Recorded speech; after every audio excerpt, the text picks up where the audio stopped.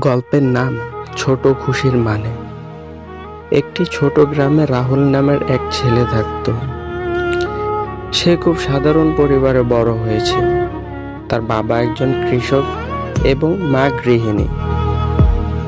রাহুলের পরিবার ধনী না হলেও তারা খুব সুখী ছিল। প্রতিদিন সকালে রাহুল বাবার সাথে মাঠে যেত, বিকেলে বন্ধুদের সাথে খেলতো এবং রাতে মার গল্প শুনে ঘুমিয়ে পড়ত। একদিন শহর থেকে এক ধনী আত্মীয় এলেন। তিনি রাহুলকে বললেন, তোমার কিছুই নেই, তুমি কিভাবে সুখী থাকো? রাহুল হেসে বলল, আমার পরিবার আছে, ভালোবাসা আছে, শান্তি আছে, আমার সুখ এদের মাঝেই। ধনী আত্মীয় কিছুক্ষণ চুপ করে রইলেন।